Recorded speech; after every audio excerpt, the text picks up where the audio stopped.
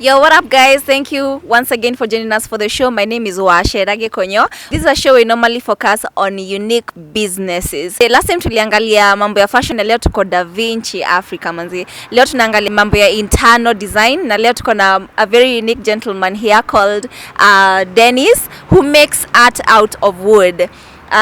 Welcome to the show, Dennis. Thank you. Hi, I'm Dennis. Karibu Da Vinci Africa. Asante. Yeah, here we create art out of food. I'm glad to be in your show today. Asante sana. Sasa kuna maswali kadhaa nataka kuuliza. Kwanza, when did you discover that you had this amazing talent ya kutengeneza, art? So I basically started working with wood last year, time ya COVID. So nilikuwa student at Kimathi, so venye COVID ilikuja shule zikafungwa, tukaenda break. So between that time nikaanza, I was looking for a seat. But I did not, sikuwa nataka hizi viti, the traditional seats, the normal ones, the common seats. So I wanted something unique. But kuangalia lot sikuwa napata anything I wanted. So nikaenda to a certain food in Doringo. Nikamweleza what I wanted. Atakaniambia maybe we create with them what I want. Because nikuwa namwambia nikuwa na guide on what to do. So we did one seat, nikaona nimetokea poa. But you see, mimi nilikuwa namwambia, as in nilikuwa nampea the idea, but yet kazi ni kuunganisha, yeah? So I saw naweza fanyika biashara and after that. Okay. Wow. Okay. Sasa ukiwa campus, which are your favorite subject? Ulikuwa nafanya art and craft kidogo hivi ama ilikam tu? Actually I never did that. Okay. Mimi nilikuwa nafanya account. Finance and account. Okay. Art, it was never my thing, but I came to discover it later. But I loved, nilikuwa napenda art before, but kuzifanya mimi mwenyewe sijikuta nikifanya such stuff. Okay. Yeah. So Dennis, nikuulizaje, where do you get inspiration from, as in these designs and all that? So mostly I use Pinterest. Pinterest wako na ideas kibao. Okay. Yeah? Tunapatanga pia designs from YouTube. Also, as in unaangalia stuff kali zenye wasi wamefanya. You can learn from them and that's how mostly we get our designs. Okay, so Pinterest and YouTube, all right. So nikuulizaje, unapataga materials zako mahali? Is there a specific supplier? So for the materials, for the pallet themselves, tuna outsource. There's a guy who supplies for us. Akona depot, so import stuff. Okay. So pallet kwake ni kama waste, but he sells at anatuselia at a cheaper price. Okay. All right, na paints zako? Okay, so mostly as we deal with plastic paints. Okay. The elastic stains. Okay. So most outsource. There are some which you can find locally. Like mostly we use the light oak, walnut and mahogany. The ones which you can't find locally we outsource in Nairobi. Okay. Yeah. Okay, Dennis, na kuna challenges unapitia kwa hii biz? Challenges ni obvious, lazima upatane nazo. So mostly the biggest challenge tunakuwa naye ni kusource the pallet themselves.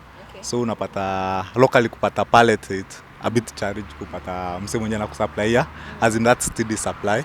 So na ukipata supply wengine they are a bit expensive.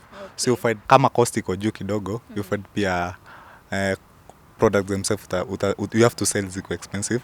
Na locally unapata wase bado waja accept pallets sana.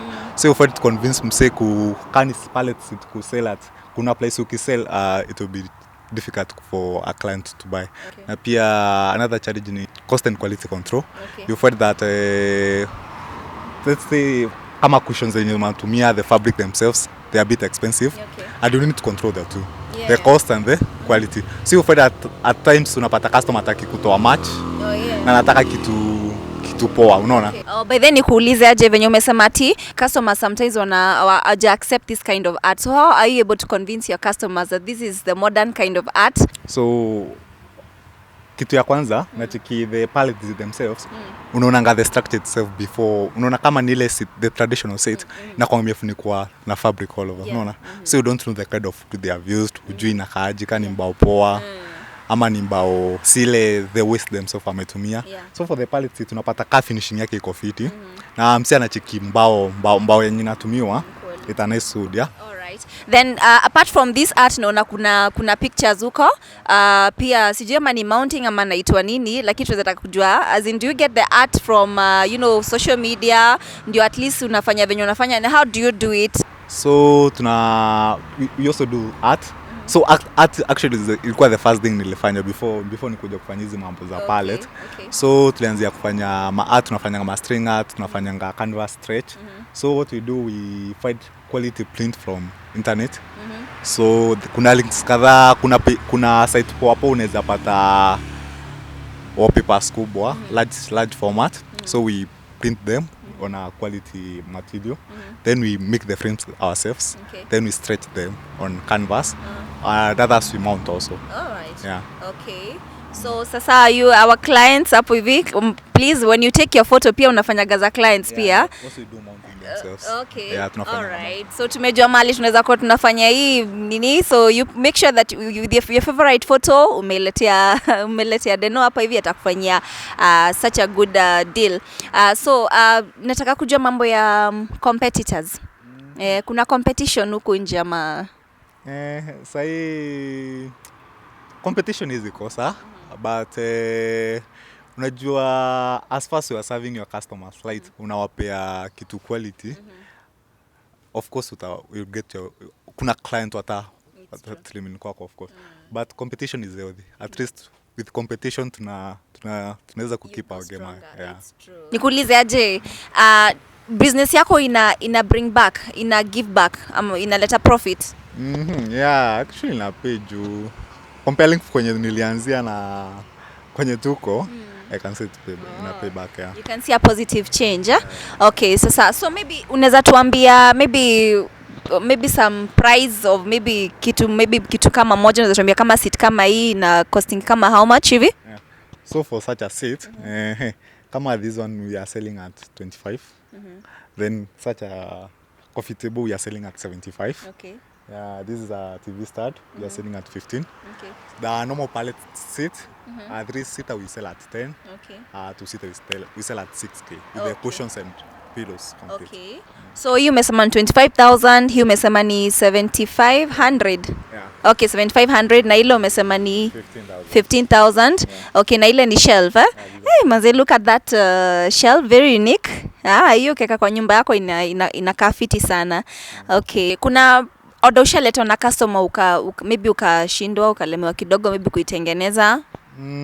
So far no, hakuna yenye tumepata tukashindwa. And actually tunapendanga unachikizo unique designs. We like to challenge ourselves. So far tujapata any yenye tumeshindwa kufanya. Okay, so as you have had any design una wish, mnakuja tu hapa tu watakutengenezea, hakuna yenye namlemea. So that is very inspiring, by the way. And how does the society perceive your business? Critics ni wengi. That's what I can say. But unajua critics ndio wanafanya you grow, unaona? So critics wakiwa wengi, unajua msha atakuja hapa kwambia hii seat inakaa hivi, hapo inafaa kuwa hivi, unachika hata kama msi ambaye akikwambia hivyo, unajua hapo ndio utajua hapa I need to improve on this, I need to improve on this. So kuna critics wengi na kuna wengine by the kuna wase wengi sana by the way wanatusupport, wase most wanatusupport. So big up to wase wote wenye wanatusupport. Oh, thank you. Ana accept any correction anaambiwa na accept positively, which is a very very good thing in business. Alafu Deno, advice yako ni gani kwa hao watu hawataki kufanya kazi kama hii? Tunaweza sema naweza washow usidharau kazi yote by the way. As far as unafanya kitu poa, alipa poa by the way. Unapata ukifanya busy yako na unafanya kitu poa, kitu unique, alafu unafurahisha client wako, unapata ma customers. At the end of the day unapata you earning much hata kuliko ungekuwa kwa white collar. Yeah, you can see nothing comes from out of a silver platter. And I know tunaona mnafanya kazi as a couple. So unaweza tuambia something about that? Nakuanga na partner wangu hapa. Tunawakingi na yeye, anaitwa Idel. By the way as in ni effort, ita combine effort ya sisi wawili ndio maana Da Vinci imefika hapa iko. Yeah. So maybe anaweza tuambia anaitwa nani na something about herself. Idel Queen Ilumba. CEO Da Vinci Africa. Tulianza hii biashara as couple back in 2020 when corona ili hit Kenya, and here we are, biashara imegrow. Tumemake a lot of effort na we thank God, And guys, asanteni sana kwa kutusupport. We really appreciate. Yes.